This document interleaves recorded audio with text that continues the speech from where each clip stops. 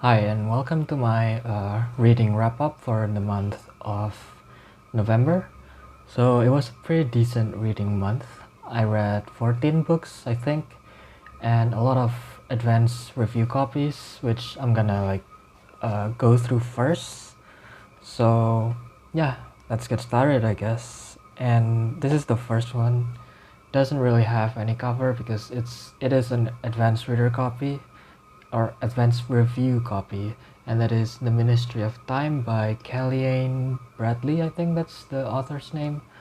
I don't remember exactly when the book is gonna be released, but I'm pretty sure it's like early next year. And this is a sci-fi romance, time travel romance, and it was okay. Like, it was pretty funny, I thought, and the concept isn't the most original. I mean, time travel is very much overdone at this point, but yeah, it was pretty funny, and the romance is nice. Like, it was well written, but yeah, not really the best.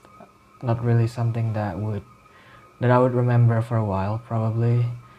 I think that's just how it is with most of the advanced review copies that I've been reading recently. And yeah, here's another one. Uh, it's Monarch Falls by Lumen Reese. So this is a sci-fi thriller. So it's a thriller that takes place like way in the future, but I thought the sci-fi part was a bit unnecessary. I didn't think that this should be a sci-fi story. Like, I think this could have been done like during, now. I think the story wouldn't be much worse if it was set today instead of instead of many years in the future like it actually is. But yeah, it's pretty nice. I mean, the thriller part of it was pretty good, admittedly, but yeah, again, I just didn't know why it has to be set in the future if there wasn't that much sci-fi aspect anyway. Next, what did I? Oh yeah, here. This is another arc, and that is, hold on, who's the author? It's The Absinthe Underground by Jamie Paxton. This is YA romance, a queer YA romance. Queer fantasy YA romance, I guess. I thought it was good.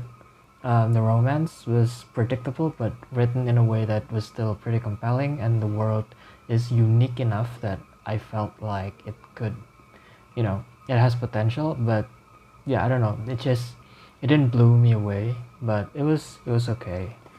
Um, I think this next one is the last arc. Maybe, I don't know. It's called The Rain Artist. The Rain Artist by Claire Rudy Foster. That's the name, I think. Yeah.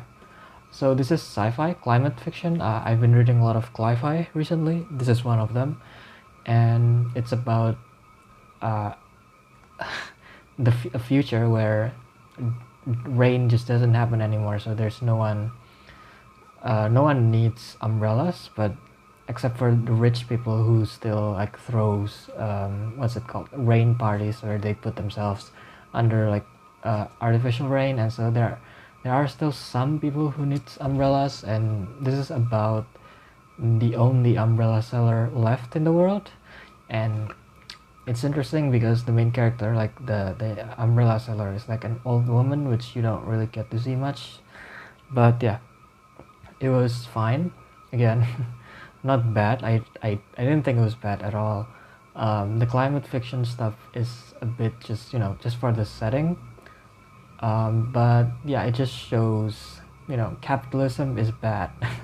Not exactly something like revolutionary, or it's, something that a lot of other books have already done, but I thought it was done pretty well. And yeah, it was an entertaining read. This might be like my favorite advanced reader copy this like last month. Okay, next we have a novella. I have a couple of novellas actually. So here's the first one by Becky Chambers, To Be Thought If Fortunate. So yeah, I think this is my favorite Becky Chambers. because the focus is not on the characters, instead it's on the plot kind of, and on what's it called, the exploration side of things. And while I thought it was done decently well, I couldn't connect to any of the characters the way I connected to the characters from the Wayfarers books or from the Monk and Robot books. So yeah, it was fine, but it was a bit disappointing for a Becky Chambers book. Here's another climate fiction and another novella that I read, and it's called Arboreality, yeah, by Rebecca Campbell. So this is a very obscure book kind of, but it won the Ursula K. Le Guin Award this year. So I thought I would check it out because, yeah, I don't know, I thought it would be good, and it was really good. And it's about this group of people, kind of. It's a couple of interconnected short stories set from the beginning of the collapse of the world until later when the world is already collapsed, basically, and how they survive and just how they live in that very difficult time. Obviously, this is about climate change. It is another sci-fi, and it was very good in that like all of the characters are very very compelling, even though we don't really get to see much of them because it is a very short novella, and again, it's a short story collection kind of. So yeah, I just love the way each of them are connected with each other, which it usually is really subtle, but it's done really well. And yeah, if you're looking for a short sci-fi, then this should be perfect for you. Oh yeah, this is one of the two books that I read that wasn't sci-fi fantasy, and that is Same Bed, Different Dreams by Ed Park. This is, I think, alternate history literary fiction kind of thing. Although, from the cover, it looks like sci-fi, and it's not. There is a sci-fi author and a sci-fi book series involved, but the story itself is more like alternate history Korea. It's about the Korean War. Well, actually, it's just about the history of Korea from early 1900s until the modern time, I guess. And it was really fascinating. Even though there's a lot of like history info dumping stuff, it didn't feel that way. It felt very compelling throughout. So yeah, give it a shot if you're looking for something with a lot of Korean history, I guess. Now this is some really weird stuff, and that is The Circumference of the World by, I don't know how to pronounce this name, Lavi Tidar. Yeah, I don't know. But this was a really weird sci-fi book. I don't even know how to even begin like describing the premise. It's basically about a golden age science fiction book that has the secrets to the universe or something. Yeah, it's crazy. Like, it's very high concept, and I think if you enjoy golden age sci-fi, you would enjoy this because there's a lot of cameos from golden age sci-fi writers. I don't even like enjoy golden age sci-fi all that much, but I still enjoyed it just because of how out of the box this is and how much of a, yeah, how different this is from most of the sci-fi that I read. Speaking of different and out there, we have this It Devours by Joseph Fink and Jeffrey Craner. So this is book 2 in the Welcome to Night Vale series, and that series is based on a podcast which I used to listen to. I was a big fan of it. I listened to it when I was reading the first book like a couple years ago, and then I just stopped listening to it, and I never bothered reading this until now because I wanted to read more weird small town stories, and this was exactly what it is. And yeah, I love this book. It's so fucking weird, and there's a lot of stuff where it wouldn't work in any other book, but it just worked here because of how really out there and it's just strange this book and the world is. So yeah, if you're looking for some really interesting weird fiction about like weird things in small places, I mean weird things in small towns, then yeah, you should read this. Next, we have another climate fiction, The Great Transition by Nick Fuller Googins. This was an interesting one. This is about like this is set in a world where we already have net zero, so the world is not emitting any more carbon after this great transition, so things are getting better. But there's these two like very different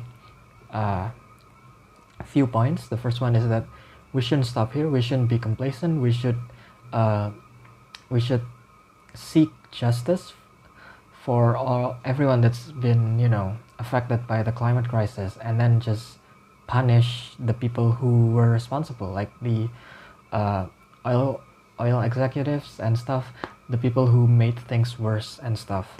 So yeah, there's on one side there's that, and then there's another side that just wants to live after escaping, you know, climate crisis. They just want to live and just want to enjoy life. So there's very two different like conflicting point of views that was really depicted in like a very nuanced way and a very interesting way. And there's just also a great like domestic thriller story here. So yeah, if that sounds compelling to you, then you should definitely check it out. Next we have a couple of sci-fis, and the first one is this. It's Defiant by Brandon Sanderson, book 4 in the Skyward series.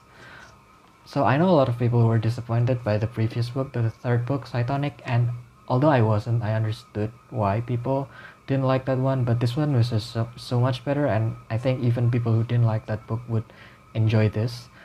And it's just such a perfect way to end the series, because, you know, Brandon really knows how to do that well, and he did that here again. Yeah, just an excellent YA series like Skyward. So yeah. What else did I read? Yeah, another sci-fi, another space opera kind of, and that is Some Desperate Glory by Emily Tash. So this is about a girl who lives in this really fascist environment. She is built to be a soldier basically, and yeah, this story is about her de-radicalization, I suppose, and how difficult it is to, you know, de-radicalize someone. And this book is weird in that it's very queer, but it has a lot of like very bigoted characters, which yeah, it's interesting. And the main character is one of those main characters who are just not likable at all at the start. So yeah, this girl is not likable at all at the beginning, but the book does a good job of doing the character development so that everything feels satisfying when, you know, she becomes more likable, and it never feels like forced. And yeah, it's enjoyable for that alone. But the other stuff, like the world building and the fight scenes, everything is just also really enjoyable. And I think this might be one of my top 10 books of the year. We will see, I guess. We have, I think, 2 more books. First one is this, The Lost Cause by Cory Doctorow. So this is the final climate fiction that I read. This one is very America centric. So if you're American, you're more likely to enjoy this. I did enjoy it. It's about how in the future. So this is like a very good like best case scenario kind of thing when it comes to climate change. You know, there's Green New Deal, and the world in general just accepts that climate change is real, and a lot of people want to you know, do something about it. But there are still a couple of people, usually old white dudes, who are not in that mindset. So yeah, it's the conflict between those two like different groups of people. And yeah, it was pretty entertaining, but the main character is just, I don't know, weird, not in a good way.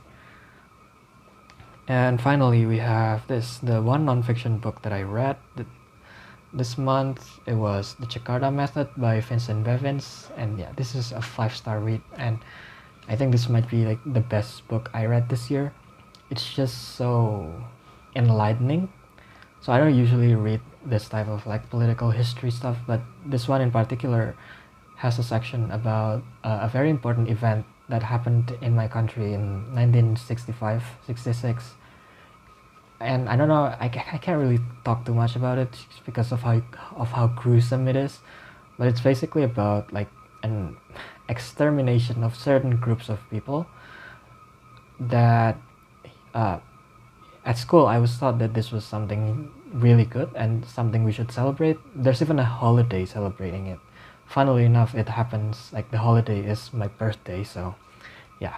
But as we see in this book, it's not that black and white. There's a lot of nuances around it, and there's a lot of innocents who got, involved in the exterminations, and it's just a really upsetting thing to learn. And yeah, it just makes me upset about my country, about how it teaches its history and how it just doesn't respect certain groups of people who played such a big role in our history. And yeah, this book really upsets me, but it, like, in a good way. So yeah, if you're interested in what the CIA does against like non-capitalist governments around the world, especially during the 1960s 70s, this is the book for you. It's really a great read. So yeah, I think those are everything. 1, 2, 3, 4, 5, 6, 7. Yeah, it's 14 already. So yeah, I think I got it right. And yeah, those are the 14 books that I read. I really hope I can read more this month, but yeah, we will see, I guess. So yeah, thanks for watching.